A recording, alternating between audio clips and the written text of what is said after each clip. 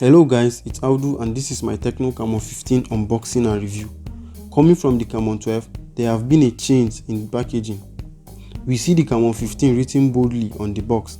It also shows you that the device has a punch hole camera. On top of the box, we have Tecno and Man City logo. Tecno is Man City's official global partner. On the right side of the box, we have the Camon 15 logo and the 64 plus 4 gig RAM written. On the left side, we have all the standard features spelled out. Unboxing the device, you will see an envelope that houses the SIM ejector tool, a screen protector, a 12 plus 1 month warranty card, and a TPU case with Man City logo. Next up, you get the device, a headphone, a micro USB, and a 5 volts charger. Let's peel off the stickers. I have the shower gold variant, but other colors available are fascinating purple and jade. Setting up the device took less than 2 minutes.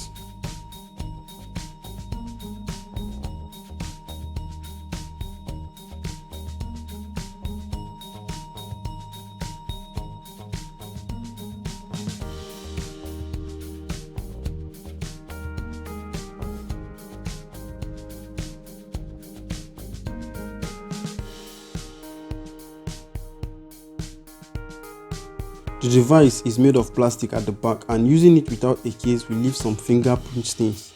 The Camon series usually focus on camera performance, and on this one we have 4 cameras and a quad LED flash. There is a dark rectangular bump that houses the camera and LED flash. There is a fingerprint scanner at the back and it sits close to the camera. At the front we have a massive 6.5-inch HD Plus display. We will talk about that in a bit. At the top there is nothing. On the right, we have the volume rocker and power keys. On the left, we have a dual SIM tray and SD card holder. At the bottom, we have a micro USB port, a speaker, a microphone, and a headphone jack. The device has a massive 6.55-inch HD Plus display.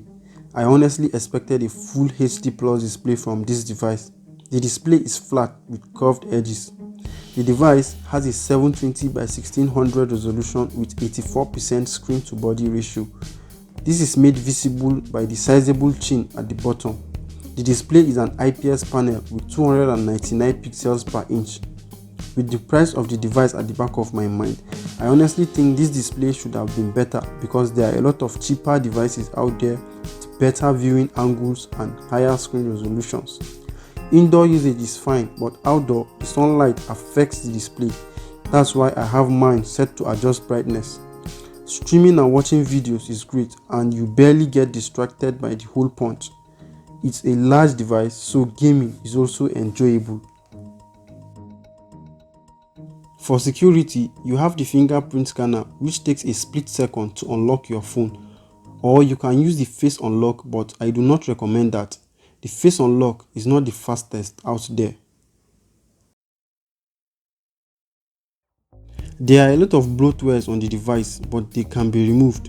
There is also a sidebar which allows you to have quick access to your favorite apps.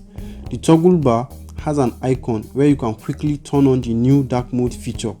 You can also set up parental controls in the digital well-being settings so you control what your children see. The device runs on Android 10 and iOS 6.0 is the custom skin. It is powered by the MediaTek Helio P22. It has an octa-core CPU clocked at 2.0 GHz and the Power VRGE8320 is the GPU. Day-to-day usage like running social media and calls is smooth. You will only find lags when you push the CPU further, like multitasking and playing high-end games. Let me know in the comment section if you want a complete gaming review.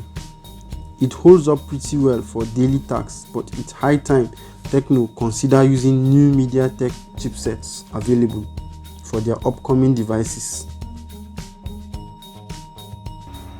The device has 4 gigs RAM and 64 gig storage. It can also be expanded to 256 gigs with an SD card.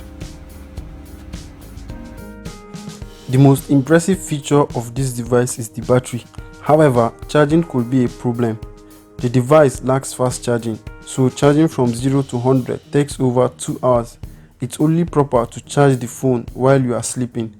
The 5000 mAh battery will last for 2 days with minimal usage. The micro USB here is also not premium, as most brands have a Type-C port even on their entry-level devices. In the camera department, we have a quad setup at the back that houses a 48 megapixel main shooter, a 2 megapixel depth sensor, a 2 megapixel micro lens, and a QVGA. Up front, we have a 16 megapixel camera. In the camera app, we have the AI cam with 1x and 2x zoom. It tries to retain details as much. The 48 megapixel camera also retains images with good colors and details, but if you zoom in, you get distracted by the noise. Well, the super night mode is just a gimmick. It doesn't improve night images. There are a lot of noise in the image and no details. The macro camera is awesome, and if you are into macro photography, then I suggest you get this phone. The device handles portrait images nicely. Both the front and back camera tries to blur the background. I tried taking portrait images of my phone and I'm highly impressed. Beauty mode softens everything as usual. The phone records 1080 videos, but stabilization is not great. Finally, the Camon 15 is a decent device and design looks premium. Not the best display out there, but it's not bad as well. There's still a big room for improvement from where this device came from. Subscribe to the channel if you made it this far, and I have a video coming where I'll compare the Camon 15 versus the Camon 12. Thanks for watching, and see you guys in the next video.